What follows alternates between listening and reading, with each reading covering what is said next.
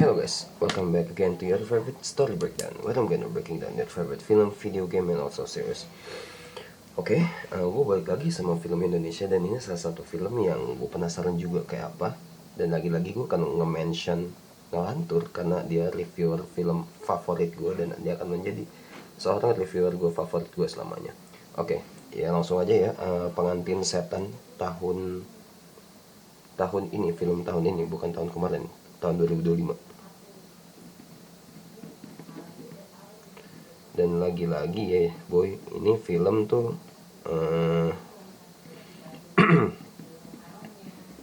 dari pengalaman seseorang, udah gitu ditontonnya di TikTok juga gitu. Aduh, gue dengernya aduh gimana ya, lagi-lagi tuh sebuah cerita yang elemennya tuh belum tentu kuat gitu loh. Oke, jadi kita langsung aja ya, langsung aja kita bahas. Oke, langsung aja kita analisa ya. Pertama itu template. Pertama itu dikarenakan dari cerita yang mengalaminya sendiri, itu si Eca. Kalau dia itu mimpi ya kan, awalnya dia mimpi, terus dia ngeliat ini ngeliat ada orang, ada cowok yang ganteng banget sampai diajakin berhubungan badan. Ya secara itu kan mimpinya dia ya, mimpi orang, jadi sah-sah aja gitu dia mimpi kayak gitu. Tapi kalau misalkan dalam pandangan ini dalam pandangan filmmaker dan penulis dan lain sebagainya, ini tuh terlalu template gitu buat buat jadi film yang awalnya tokohnya mimpi, terus yang awalnya mimpi buruk, terus jadinya mimpi buruknya tuh jadi kenyataan. Itu tuh template banget gitu. Tapi dikarenakan ini sebuah adaptasi ya kan, ya udahlah, sah-sah aja. Tapi yang harus lo tahu juga, dalam adaptasi itu tuh ada 3 hal yang bisa kita lakukan dalam adaptasi. Pertama, kita tuh bisa setia banget sama konten originalnya. Jadi misalkan apa nih? Misalkan dari novel ya, dari novel, thread Twitter atau cerita orang ya, kita tuh bisa stay original sama cerita yang aslinya. Atau yang kedua, kita bisa kurangin atau kita bisa tambahin. Misalkan apa nih? Kalau misalkan berdasarkan cerita kisah nyatanya ini si Echa-nya ini dia ketemu sama cowok ganteng ini nggak ngomong, bisa aja di film tuh kita buat jadi ada dialog. Itu sah-sah aja karena itu dalam itu adaptasi. Terus atau yang ketiga, yang terakhir banget ini adalah lo ngebuat benar-benar sesuatu yang totally baru, dan ini sama sekali nggak sama kayak di adaptasi. Ya, bisa banget. Kalau misalkan lo tahu film Divergent, Insurgent, Allegiant, itu kan awalnya kan dari novel ya kan. Nah, itu gue udah baca tiga-tiganya novelnya. Nah, kalau lo baca yang Allegiant, Insurgent, sebenarnya tuh yang kedua itu Tris itu mati. Tapi kenapa di film itu Tris tetap ada sampai yang ketiga di Allegiant? Karena apa? Dalam perspektif seorang filmmaker, kalau misalkan jagoannya mati, ini gak menjual. Itu dia. Itu dia adaptasi ya dalam 3 hal itu. Tapi ini benar-benar ngikutin benar-benar flow-nya. Udahlah, kita ngikutin aja originalnya gitu, padahal sih nggak harus ori-ori banget. Oke, di sini gue selalu menyampaikan kalau misalkan ada yang bagus pasti ada yang bagus, ada yang jelek pasti gue tulis. Ini color gradingnya. Color gradingnya pas lagi opening itu warnanya bagus boy, bluish kebiru-biruan gitu kan. Itu kebiru-biruannya itu memanjakan mata banget sih. Maksudnya tuh gelap-gelap ala horror kan, kebiruan gitu ya kan. Udah gitu birunya tuh enak banget di mata gitu, agak soft gitulah. Jadi gue bilang, wih itu enak banget tuh bluishnya. Jadi gue suka tuh sama gradingnya. And then apalagi kita lihat. Oke, ini kita ngomong sekarang sebagai aktor ya. Aktor ini gue memuji juga aktornya ini yang berperan sebagai Jinnya.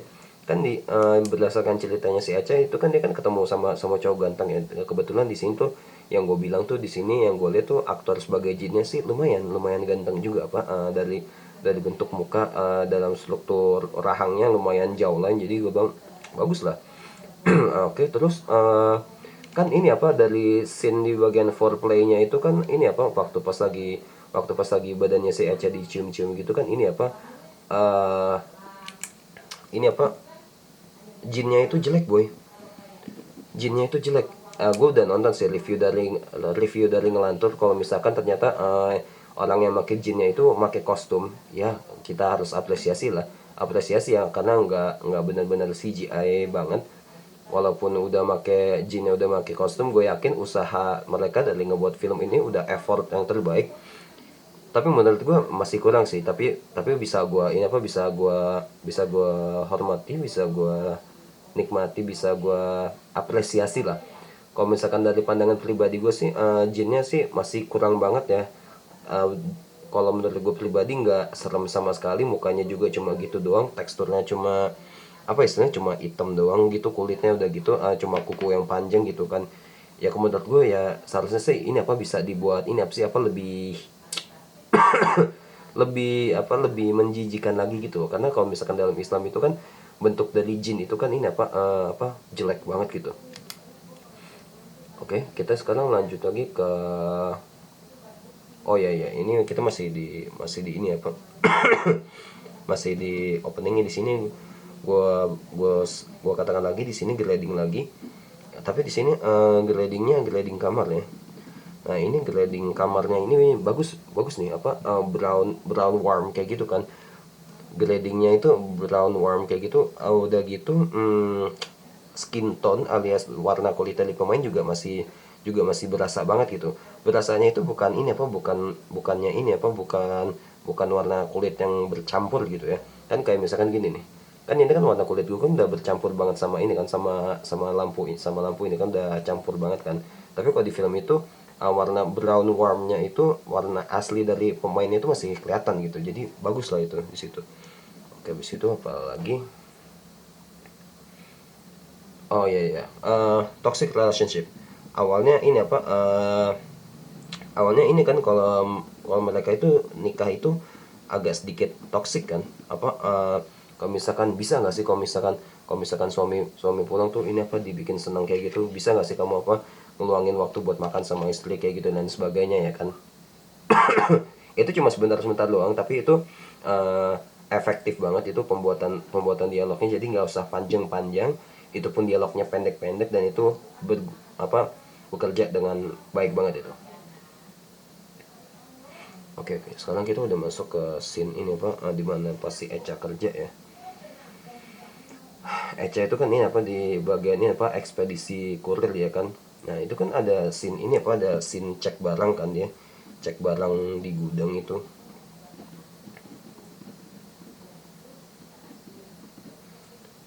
Nah itu kan di situ kan ini ada kamera zoom in kan.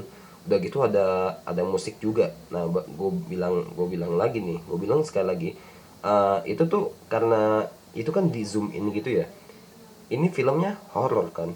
Kalau misalkan ada pergerakan sedikit pun di dalam film horror, itu udah pasti ada sesuatu. Nggak mungkin ada zoom tapi nggak ada apa-apa. Udah gitu di bagian situ ada musiknya juga lagi, apa, musiknya lumayan lumayan agak kenceng juga gitu. Jadi kalau menurutku sih cukup zoom in aja, terus udah nggak usah ada musik. Kalau misalkan di zoom in ada musik, istilahnya tuh sutradaranya tuh ngasih ancang-ancang buat penonton, kalau misalkan nanti ada ini apa, ada yang ada, mau dibikin kaget gitulah.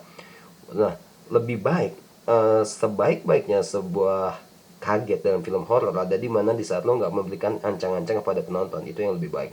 Nah, tapi dikarenakan pas lagi cek barang ini, pas zoom ini tuh ada musik, itu udah dikasih ancang-ancang tuh penonton. Sutradara ada ngasih tahu, dikasih musik. Terus habis itu pas lagi Ayu nepok nepok bahunya si Echa, karena ada musik lagi kan, ya udah apa maksudnya, penonton nggak kaget. Seharusnya sih itu nggak usah ada musik, jadi pas pas biar ada si Echa nempok kayak gitu, penonton ikutan kaget gitu, karakter kaget, penonton juga kaget. Tapi karena sebelumnya udah dikasih musik, jadi ya nggak bekerja.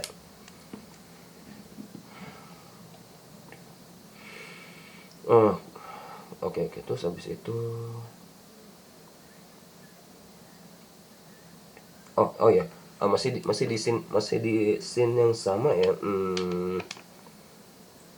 Kalau ini tuh, ini namanya psikoanalisis film. Kan jadi pas ini apa, pas pas pas Echa itu kaget itu kan, dia ini apa, di ini kan apa, di antara para ini kan apa, gudang-gudang itu kan raknya tinggi-tinggi kan, udah gitu, pengambilan pengambilan apa pengambilan pengambilan gambarnya itu kan medium medium long shot ya, jadi itu sekitar sepinggang aja itu. Udah gitu gue lihat, wih itu tuh bagus tuh, udah cahayanya agak sedikit gelap, dia berdiri, dia cuma berdua sama Ayu di antara barang-barang itu. Nah itu maksudnya tuh si Ayu tuh suasana hatinya lagi agak kelam, udah gitu tertekan juga dari banyaknya barang kayak gitu. Udah gitu kan tinggi-tinggi gitu ya raknya ya, itu tuh menandakan bahwa ngasih tahu kameramen bercerita, maksudnya karakter kita ini lagi tertekan loh. Gimana gue ngasih taunya ya, buktinya dia ada berdiri di antara ini apa rak barang yang tinggi dan barang-barang yang gede-gede, udah gitu banyak banget lagi.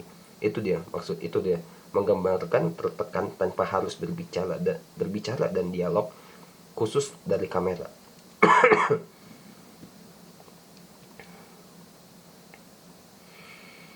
Oke, nah ini pas lagi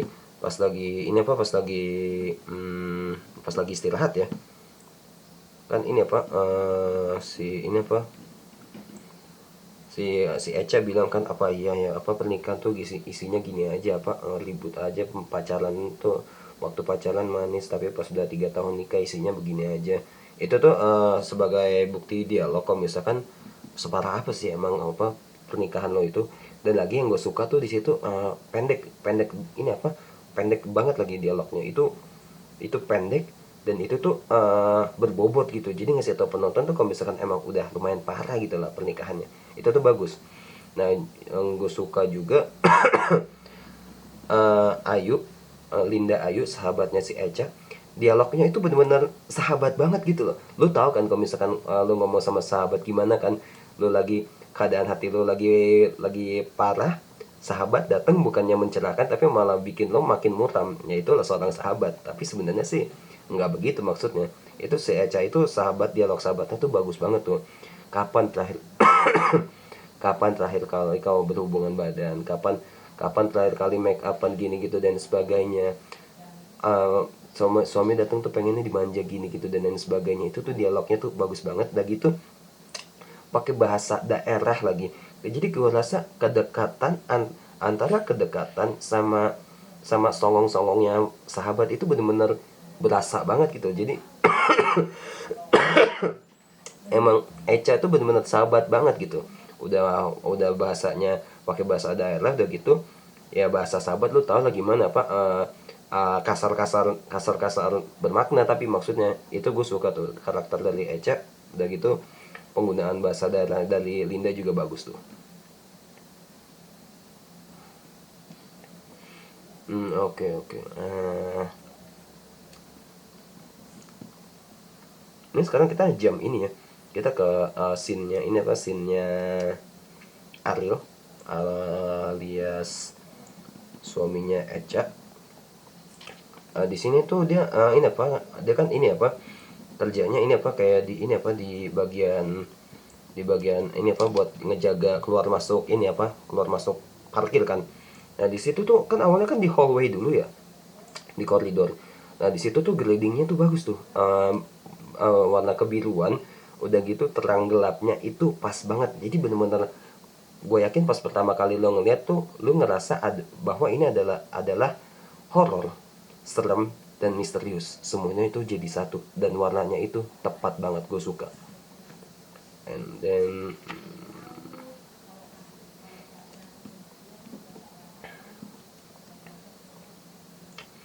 ada dialog ini apa dialog antar sahabat, yaitu si Ariel sama temannya Mas siapa itu gua agak lupa. Terus udah gitu jumping ke ini kan, jumping ke Echa, Echa lagi make up kan. Nah maksudnya tuh dialog Ariel sama Echa lagi make up itu, maksudnya itu adalah secara subtext ya, maksudnya itu secara nggak diketahui penonton. Maksudnya mereka berdua ini lagi saling berusaha untuk memperbaiki hubungan mereka gitu loh. Arielnya lagi coba ngomong, lagi nanya sama ini apa sama sahabatnya. Udah gitu si Echa lagi make upan maksudnya tuh buat nyambut nanti buat menyambut nanti si Ariel pulang. Nah oke, terus abis itu kita jumping ke ini apa, ke rumah. Nah ini kan udah scene pas Ariel pulang ya. Nah ini nih, awalnya tuh gue pengen ini apa, gue pengen sampein di nomor 2, tapi ada lagi nih nomor 12, jadi gue sampein aja. Lagi-lagi gue nyebut lagi grading ya, karena warna itu ya, warna itu kan selalu nempel di sepanjang ini apa, di sepanjang film ya. Jadi kalau misalkan warnanya jelek, gradingnya jelek ya berpengaruh juga. Nah di sini grading dari lorong rumah itu tuh bagus banget tuh. Warm apa, eh, coklat hangat gitu.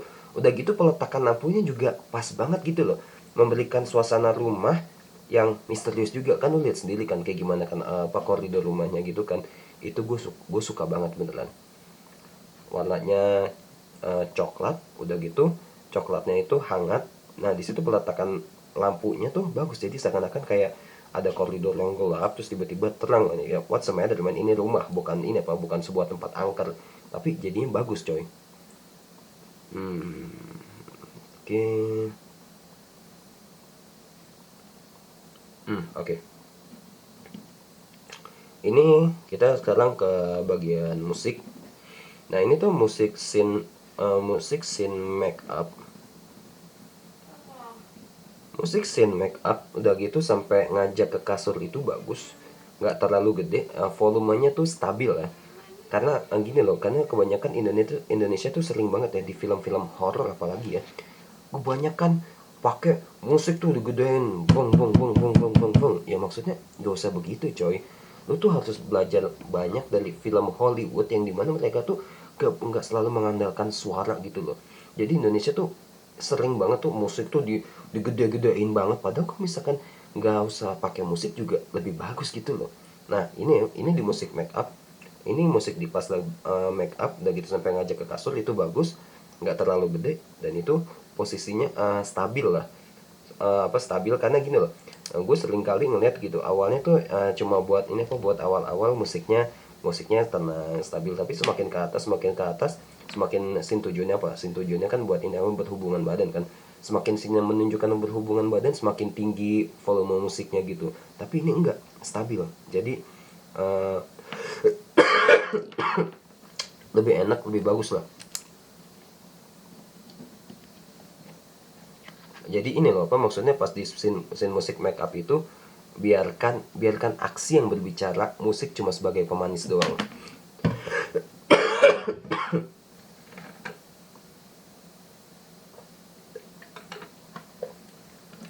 Oke, habis itu kita balik lagi ke oke. Nah ini tuh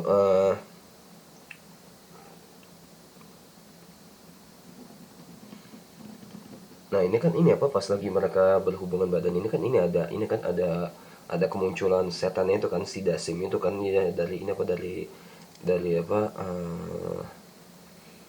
apa sih, dari jendela luar kan ada bentuk bayangannya. Terus kan ya kemunculan setannya sih gue bilang sih kurang kurang banget ya, karena dia kostumnya cuma begitu doang, gue sendiri nggak merasakan ngeri. Terus lampunya itu kelap kelip. Nah maksudnya lampunya itu kelap kelip adalah ini apa, menunjukkan bukan menunjukkan apa, maksudnya tuh ini tuh suasana erotis. Ini tuh suasana erotis. Mereka ini lagi berhubungan badan, terus udah gitu ada setan juga, terus jadi tiba-tiba musiknya tuh serem. Musiknya jadinya serem. Nah jadi tuh scene ini tuh awalnya tuh musiknya bagus, tiba-tiba ada setan, terus ada kelap kelip juga. Ini maksudnya tuh ngasih tahu kalau misalkan bahkan di saat lagi momen erotis sekalipun setannya ada loh. Jadi ini tuh jadi istilahnya kayak mau menanamkan sebuah ketakutan gitulah. Dari scene mereka berhubungan badan, kelap kelip ada setan juga gitulah. Ya kurang lebih begitulah, kayak misalkan sutradaranya mau menunjukkan lain kali kalau misalkan lu lagi main berdua sama suami atau istri lu, coba deh lu lihat belakang atau gimana gitulah.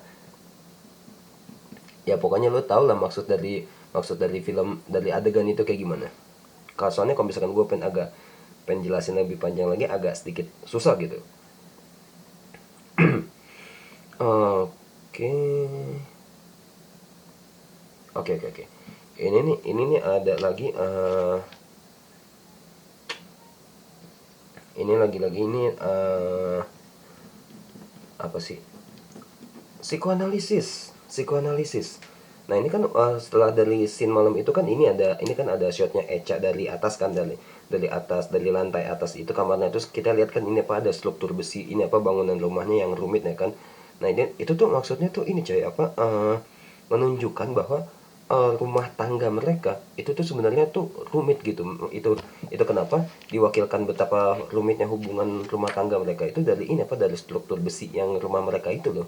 Itu kenapa pas gue pertama kali lihat, oh gue paham nih, ini kan di rumah di kontrakan itu kan cuma ada si Echa sama Ariel kan.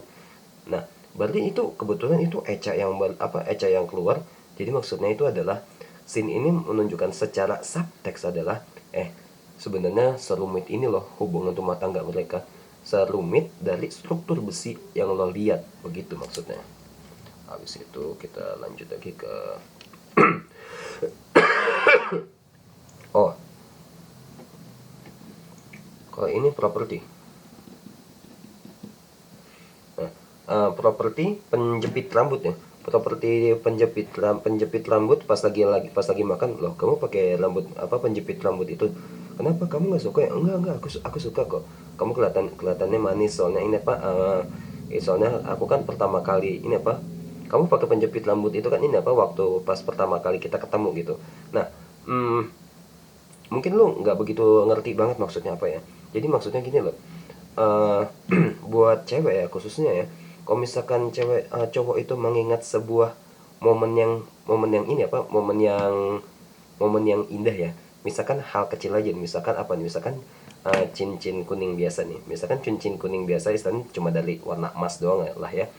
Terus lu bilang, aku suka deh sama cincin emas kamu itu. Mungkin itu bukan emas beneran ya, tapi aku ingat banget waktu pas pertama kali kita ketemu, pas pertama kali misalkan pertama kita ciuman, aku suka banget ya lihat cincin itu, seakan-akan apa, warna itu indah banget di ini apa, di jari kamu.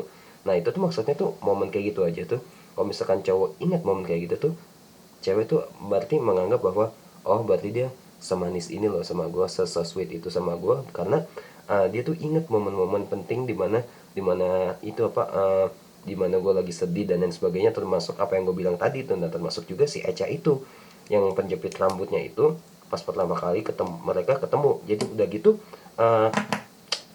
itu kondisinya tuh pas banget, pas lagi mereka kondisinya membaik. Jadi secara nggak langsung memberikan bahwa mereka tuh udah ini apa, udah makin membaik banget. Bahkan mereka tuh mengingat momen mereka pertama kali ketemu. Jadi itu momen di sini tuh udah mengatakan bahwa setelah mereka semalam itu apa, berantem, terus mereka berhubungan badan, malam paginya tuh mereka udah membaik bangetnya tuh gimana, mengingat momen-momennya dulu itu coy maksudnya.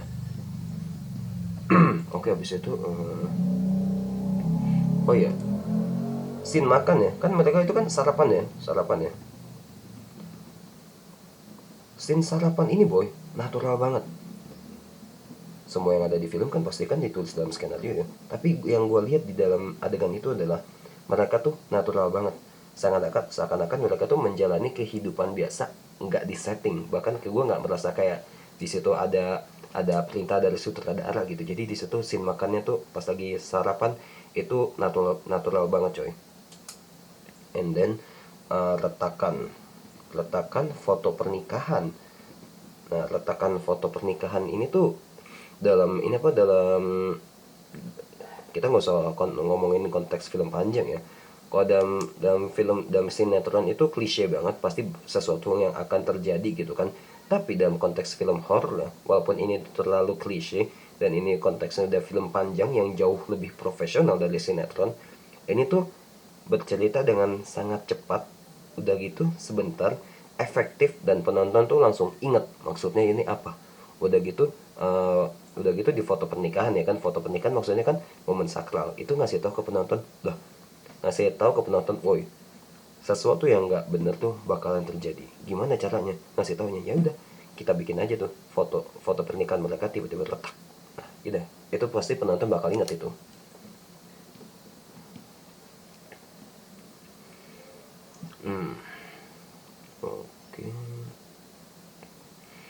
Oke, oke.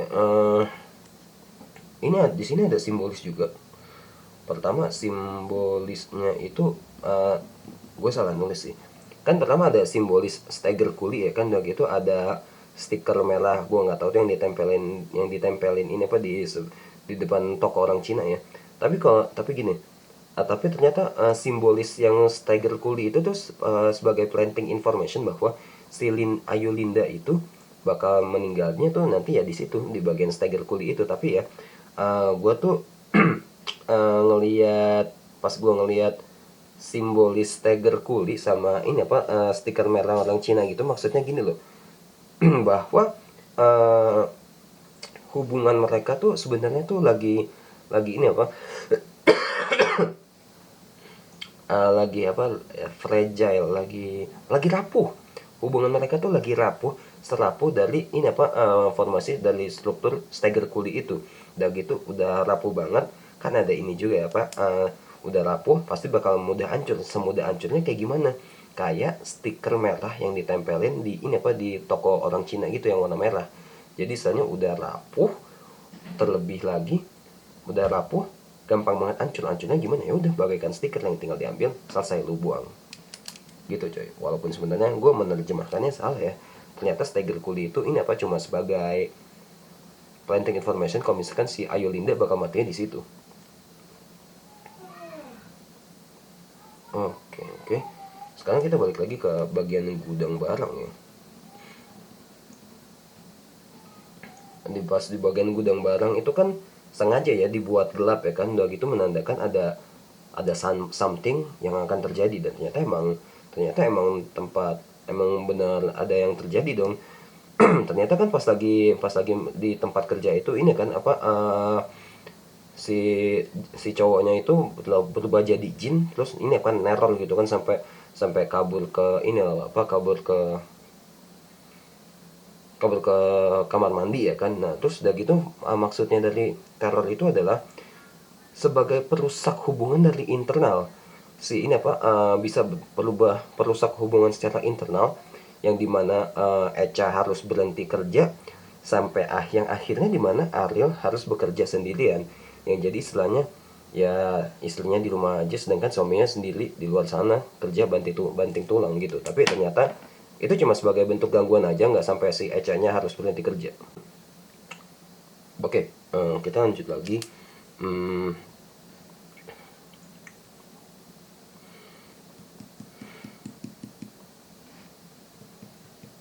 Oke.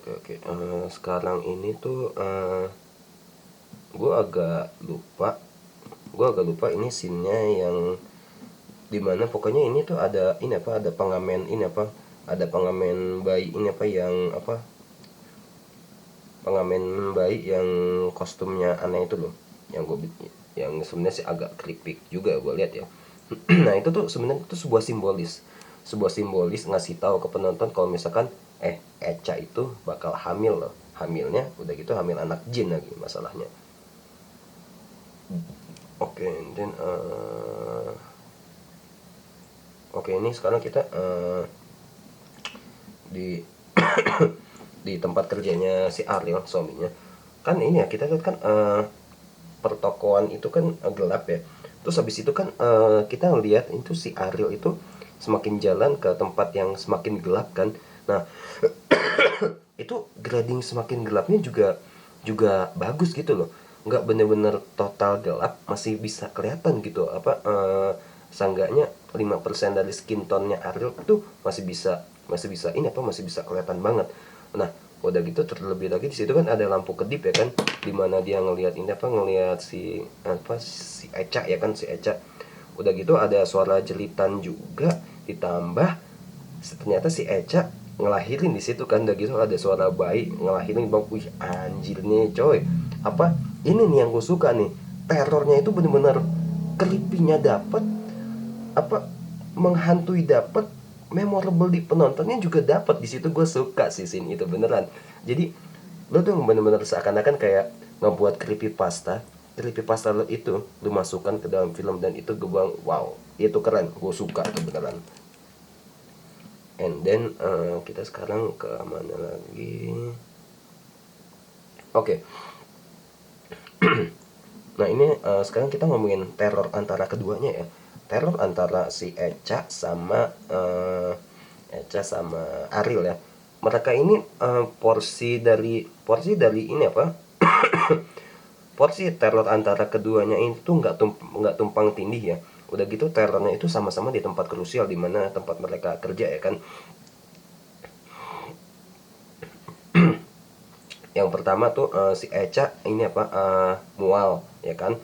Si Echa mual kayak ngerasa hamil, udah gitu satu ngelihat ini apa, ngelihat si Ariel ngelihat Echa ngelahirin. Ini tuh gangguannya itu sama-sama fatal, dan itu tuh nggak ada yang tumpang tindih, porsinya pas gitu loh.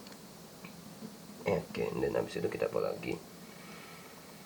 Oh iya, scene dipijit. Scene dipijit itu kan gue ingat banget itu ngomongnya, kamu ini kurang istirahat.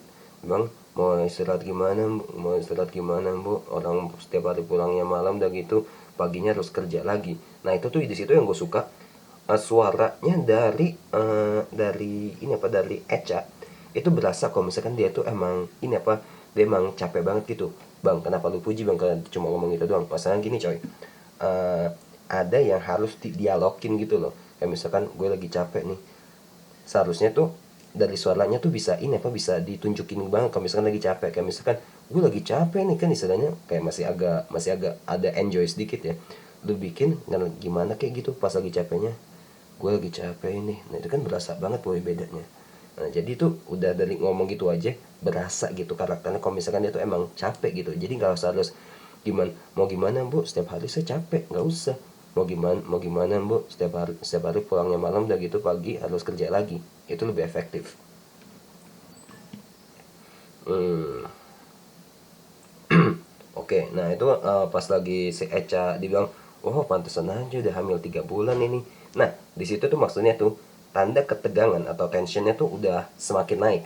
Otomatis gangguannya semakin naik juga. Nah, oke. Ini kita ngomongin yang pas di bagian si Echa muntah ya. Kan si Ayu Linda bilang, aku itu ngelihat ada cacing di muntahan kamu loh.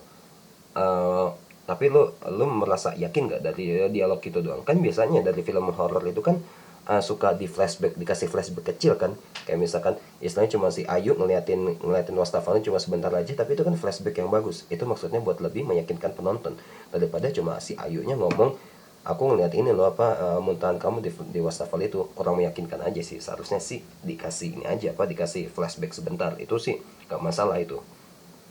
And then oh ya itu pas pas setelah dibilang katanya hamil, udah gitu besoknya ketemu sama si Ayu, itu tuh kita udah masuk di ini apa, di act 2. Jadi kita udah masuk di babak pertengahan film.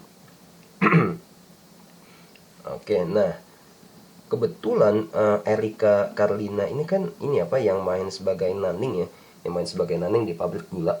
Di sini tuh gue suka banget sama dia. Di sini karakternya beda banget 180 derajat dari yang ada di Pabrik Gula. Kan kalau yang di Pabrik Gula itu kan dia ngomongnya kayaknya centil banget ya kan, udah gitu pas dia dress up juga ketahuan beda sendiri. Ternyata emang dia bakal jadi karakter yang bakal ada itu, emang bakal ada itunya.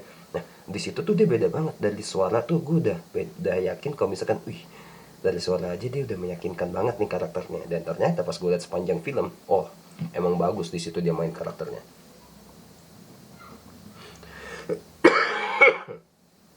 Nah sekarang kita balik lagi ke tempat kerjanya Ariel ya, pas scene parkiran. Nah di sini kan ada alarm mobil ya. Ada alarm mobil itu sebagai trigger alias pemicu supaya Ariel mau ke tempat mobil itu kan. Udah gitu ada build up kan, dia ngelilingin mobil dulu, terus udah gitu ada suara bayi kan. Wah itu tuh creepy-nya tuh bagus banget boy, bener-bener creepy banget. Karena ini apa, menurut gue ya, kalau misalkan dalam film horor suara tangisan bayi itu tuh bener-bener serem banget boy. terutama lagi di tempat parkiran gelap gitu. Kalau misalkan orang yang belum punya anak kan dengarnya kan bakal bakal serem banget. Udah gitu grading gelapnya juga di situ bagus. Oke, oke. Nah, di sini tuh yang pas di bagian jump scare ya, kan gue udah bilang ya kalau misalkan build upnya itu bagus ya, apa si Ariel yang kelilingin mobil dulu ya kan, udah gitu jump scare. Nah jump scare-nya tuh musiknya bagus, cuma bayinya jelek. Ya bayinya tuh jelek boy. Kalau misalkan kita bandingin sama di film Sumala ya, waktu si Darius ngebunuh bayi iblisnya itu jauh lebih bagus bos, jauh lebih bagus. Mungkin itu CGI, mungkin CGI atau practical effect, gue nggak tahu ya. Itu jauh lebih bagus gue ngeliatnya. Ih anjir, ini tuh bener-bener bayi iblis banget loh, udah merah jelek banget gitu ya kan. Di situ tuh gue lebih suka. Nah udah gitu dikarenakan cuma karena bayinya jelek ya, mungkin sutradaranya sadar kali ya kalau misalkan bayinya ini jelek. Udah gitu jump scare-nya tuh itu bayi itu cuma sampai di kaca doang, bayinya nggak nyampe ngejar. Udah gitu kagetnya si Ariel juga biasa aja karena nggak sampai jatuh. Ya nggak sampai nggak jatuh ya karena bayinya jelek coy. Nggak ini apa, nggak bener-bener serem banget. Kalau misalkan serem banget si Ariel bisa dong sampai jatuh, udah gitu bayinya keluar sampai ngejar. Tapi dikarenakan bayinya jelek ya jadi ya biasa aja reaksinya. Oke, sekarang kita masuk lagi di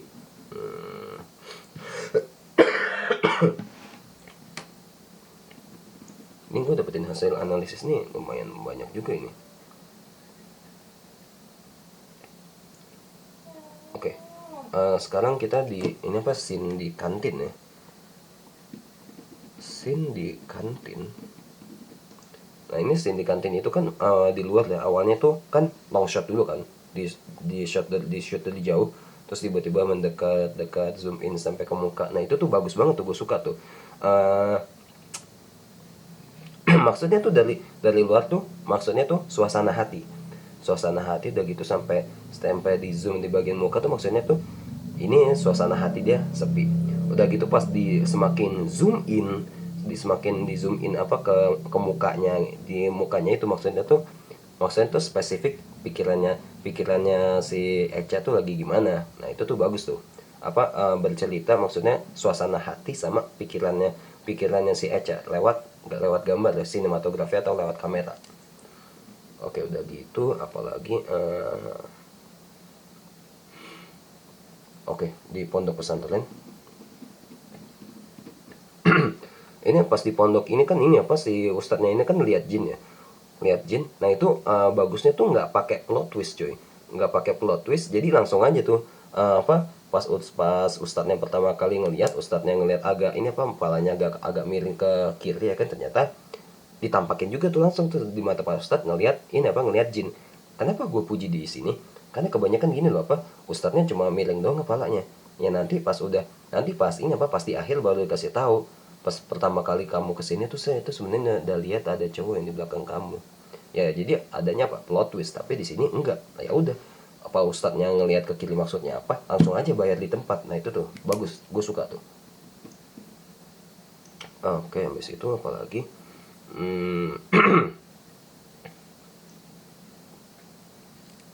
nah oke, kita ini udah masuk agak pertengahan nih di sini. Di sini Ayu Linda apa Linda Ayu sih yang benar. Di sini si Ayu Linda ini apa nyelamatin kucing hitam ya. Nah ini sih terlalu simbolis dikaitin sama hal-hal mistis kepercayaan orang Indonesia ya.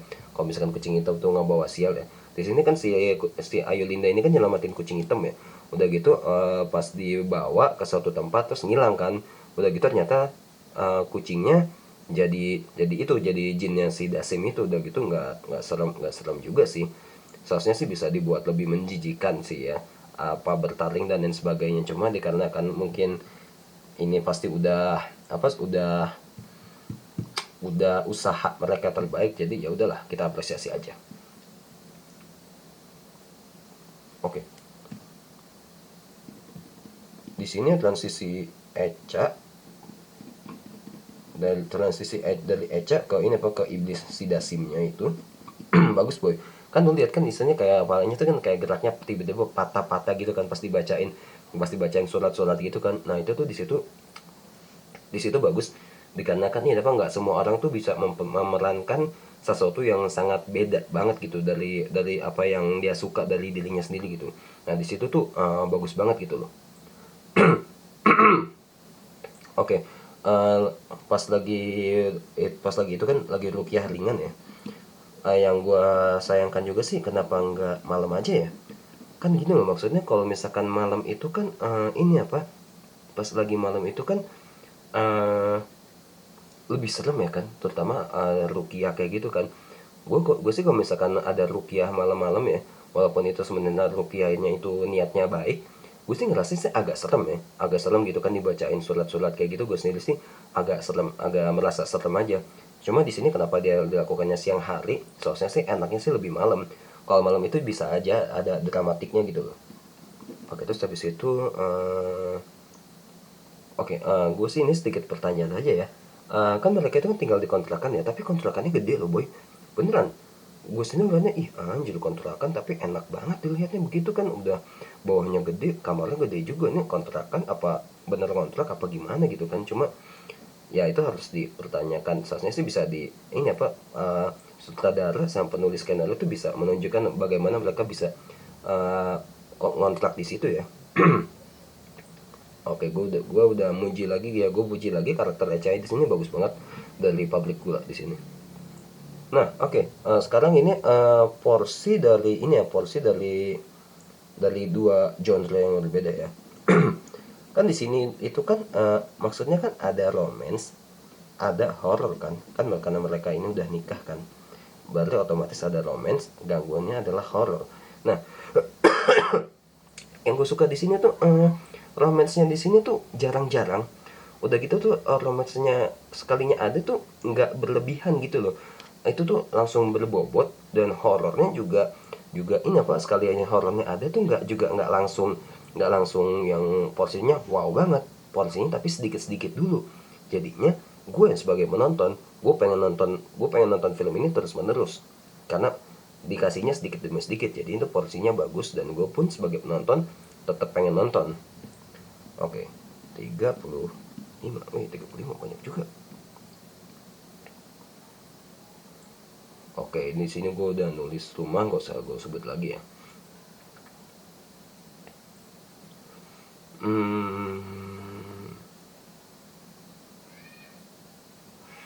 Oke, oke. Kan ini Ariel kan ini apa, di tempat kerja. Taruh. Di sini gak lupa nih. Oke guys, sorry kalau misalkan apa, kalau misalkan apa, kalau misalkan kualitasnya berbeda karena gue ganti kamera yang sebelumnya itu ini apa, dia baterainya low. Oke, jadi kita lanjut aja. Oh, yang pas scene di kamar mandi tuh, pas dia nusuk-nusuknya itu sih cukup intens ya. Dan gue ngerasa agak gimana gitu ya, agak cukup gore juga sih ya. Tapi maksudnya itu sebagai usaha supaya ini apa, gue mikirnya tuh kayak semacam aborsi gitulah, kayak pengen aborsi secara manual gitu kan, aborsi secara manual tapi ternyata gagal gitu.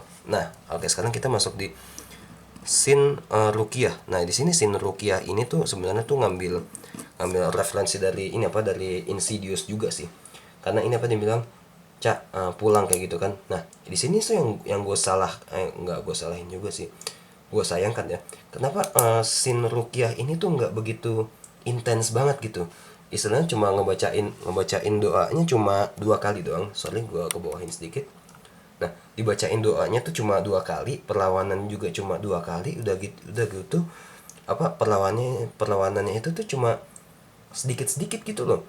Jadi ini film tuh bener-bener penerapan ngasih info sedikit-sedikitnya itu bagus, cuma pas di akhir sedikit-sedikit juga gitu loh. Aduh, kenapa harus begitu loh, padahal uh, final moment itu seharusnya tuh istilahnya kayak boss battle, final battle-nya itu seharusnya tuh wow banget gitu seharusnya, tapi ternyata enggak begitu ya. kenapa harus begitu sih, tapi ternyata di sini dibangun ini apa malah ini apa malah si Naning lagi apa milih si Echa ini lebih memilih dari kekuatan cinta. Maksudnya dia bilang Ca, aku maafin kamu gini gitu dan sebagainya, aku cinta kamu dan sebagainya. Terus udah gitu flashback ke ini apa ke momen pernikahan. Maksudnya buat apa gitu loh, maksudnya kalau misalkan kayak gitu usaha lo tuh buat apa lu bawa dia ke pondok pesantren itu, eh, eh, pak kiainya, pak ustadznya sampai harus ngumpulin ini apa murid-muridnya buat doain, ternyata cuma dibilang, Cak, gue tuh sayang, gue tuh pengen ini apa pengen terus menjalani pernikahan ini sama lo. Ya tahu kayak gitu tuh nggak usah begitu bos, sayang banget momen itu sumpah. Kenapa harus begitu loh, kalau misalkan penyelesaiannya cuma begitu aja nggak harus begitu, buang-buang uang masalahnya. Ya kalau misalkan nggak kayak gitu, itu bagian situ uangnya bisa dialihkan ke kostum jinnya biar bisa lebih bagus. Sayang sih di situ. And then terus abis itu ya karena ini apa karena endingnya itu ternyata cuma dibilang ini apa dari karena lebih dikasih bisikan cinta, terus habis itu Echa-nya itu dari dari dalamnya itu dari alam bawah sadarnya itu mulai ngelawan si Jin Dasimnya kan. Menurut gue sih udah ngehancurin ini apa semua, ngancurin semuanya yang udah dibuat dari awal dengan baik, tapi pas endingnya aduh nggak, menurut gue sih nggak banget sih, hancur sih di bagian itu. Nah oke. Nah sekarang kita ini apa ngomong sedikit ini kita sekarang sedikit flashback di logika. Mereka lagi ngomong di kasur ya. Gue juga notice itu dari ngelantur. Logikanya gini. Dibilang kan Ariel gini, sorry, dibilangin jangan sampai si Echa tidur ya, tapi salahnya apa, mereka ngobrol di kasur dibilang, kak jangan tidur kak, ngomongnya pelan, udah gitu sambil di kasur. Dia bilang malam, ini kan udah malam kan orang capek ya, ngobrol di kasur udah gitu ngomongnya, kak jangan tidur kak. Kalau ngelantur bilang kenapa kak jangan tidur kak, dia bilang ya, gue bilang iya juga sih, kenapa gue nggak sadar ya kan. Terus tiba-tiba pas lagi si ini apa pas lagi si Eca-nya ngomong udah gitu ini apa malah curhat gitu loh. Kalau ngelantur bilang kenapa harus lo buat logikanya begitu, kenapa nggak pas lagi dia lagi ngobrol kayak gini, misalkan si Emma itu ngambil minumnya habis ya, Emma turun dulu ke bawah. Nah ini kan otomatis si Echa ini kan ini apa lengah ya kan, lengah ketiduran. Nah itu bisa jadi jauh lebih baik boy, bisa jauh lebih baik, dan itu gangguan si Jin Dasim yang bisa lebih bagus lagi.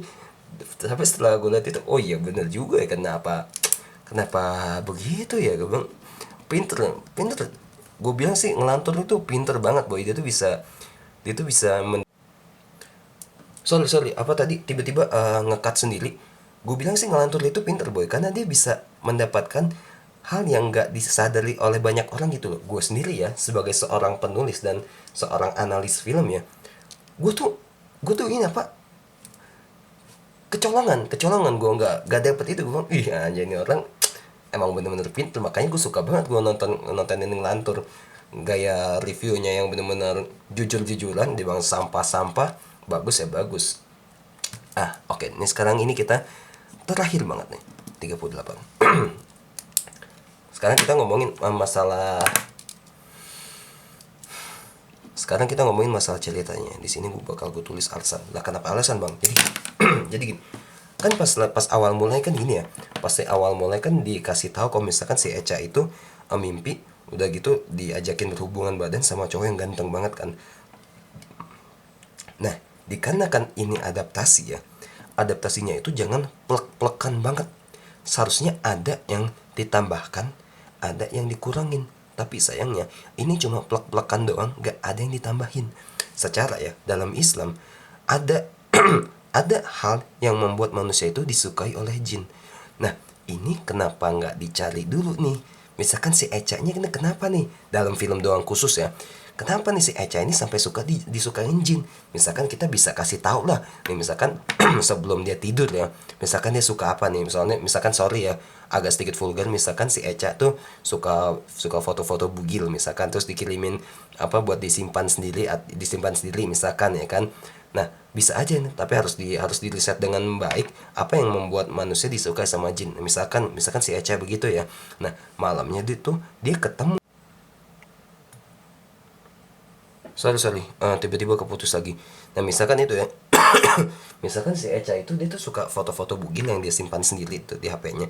Nah, terus pas malam tidur, terus baru ketahuan ternyata ini apa, dia tuh disamperin sama jinnya itu, misalkan ya, cuma misalkan aja, tapi harus diriset lagi dengan benar apa yang membuat manusia bisa disukain oleh jin. Nah, kalau misalkan itu alasannya ada, itu bisa jauh lebih ini apa, istilahnya tuh penonton tuh bisa meyakinkan, apalagi orang penontonnya ini apa yang belajar agama ya.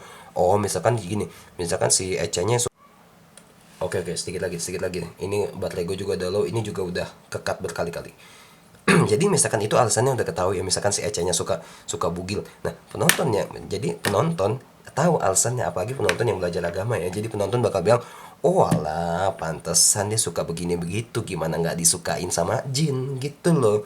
Jadi penonton lebih punya punya alasan yang bisa dimengerti dengan logika dan pesan moral dari film ada, boy.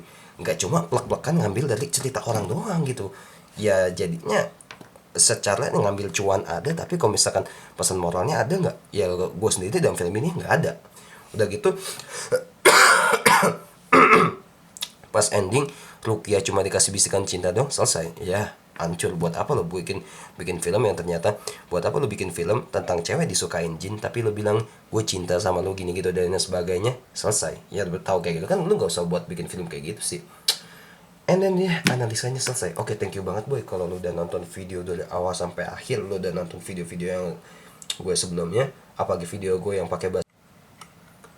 Bener, ini udah penutup karena tadi udah kekat lagi. Thank you banget boy kalau lu udah nonton video gue sebelumnya yang lain-lain. Lu bisa like, comment, share, subscribe channel ini karena gue suka sih apa nganalisa kayak gini. Gue mau ngasih ini apa, pandangan gue sebagai salah seorang yang terdidik yang mempelajari mengenai film. Gue pengen nge-share ini kepada lo semua. Jadi kalau misalkan lo suka video ini, bisa like, comment, share, and subscribe channel ini. And I see you guys in the next film. Goodbye.